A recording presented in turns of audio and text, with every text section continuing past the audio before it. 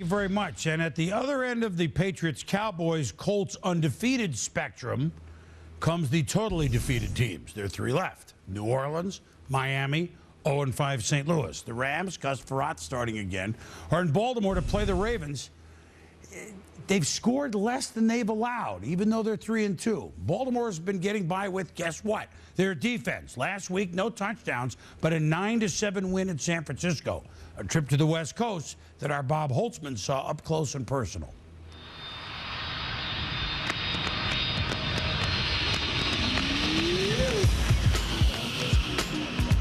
Right here. See this area right here? We call this the hood. We call it. It's Friday evening, October 5th, somewhere over middle America. And for wide receiver Derek Mason and the Baltimore Ravens, the Sunday stress has yet to sink in. This is kind of like Beverly Hills. And for some strange reason, Ray walks out of Beverly Hills, he mingles with the people in the hood, then he runs back up to Beverly Hills. Hey, what's up? Between Baltimore and San Francisco, Would you like a pretzel? between the endless selection of food, The Last King of Scotland, that was actually pretty good. and left tackle Jonathan Ogden's selection of films, there is actually work being done. It's less than 48 hours until the Ravens face the 49ers, but coaches have already started studying the next Sunday's opponent, the Rams. Welcome. How are you? Great. By the time the Ravens arrive at their San Francisco hotel, Players over here. all 138 people in the traveling party are checked in, their keys waiting neatly in alphabetical envelopes. After a full day of practice and a 5-hour flight, finally, the day is done.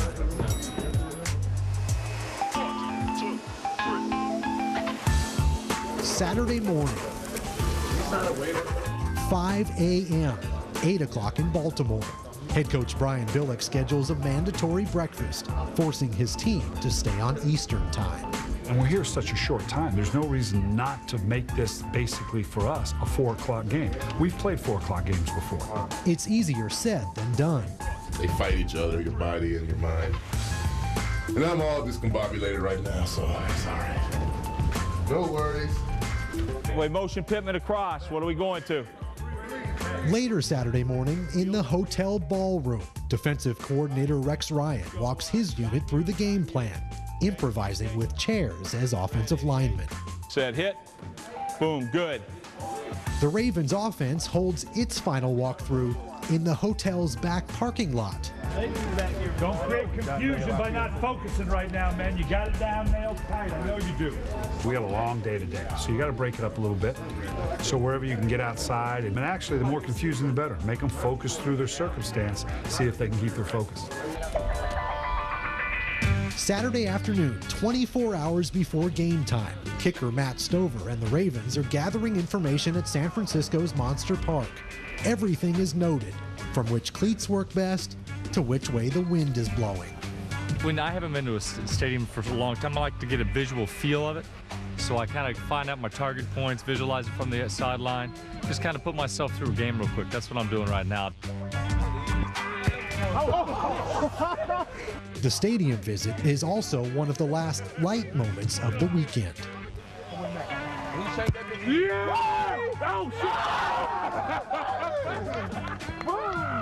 If you get too serious early, you burn out.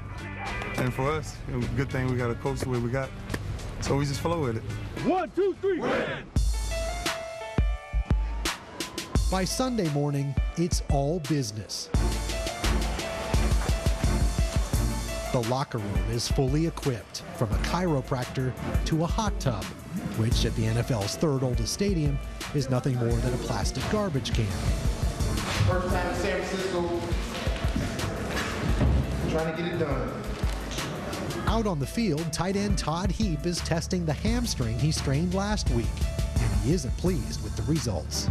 I don't know if I want to go and be the guy right now and risk setting myself back another 3-4 weeks. Without Heap and a good portion of their offensive line, the Ravens managed just 3 field goals, just enough for their first road win of the season. Going on the road, West Coast, huge win. Huge win for you. Got a game ball. You go to so many people. I tell you what, man, and I don't mean just to isolate a group of guys, but I'm talking about 3 rookie offensive linemen. And it's bad for us coming from the East Coast to the West Coast. And playing in a game like we played in, a tough game, and then have to hop back on the plane and fly all the way back to the East Coast. It's tough, but hey, that's why you play. This is what you joined up for. All right, Bob, thank you. Our thanks to the Ravens and Coach Brian Billick for their cooperation in letting us get a rare look behind the scenes. They had a couple of short trips coming up. Buffalo is next in Pittsburgh, but back on the West Coast twice. So they have this routine down, apparently. They'll be at San Diego and at Seattle before the regular season ends. We'll be back.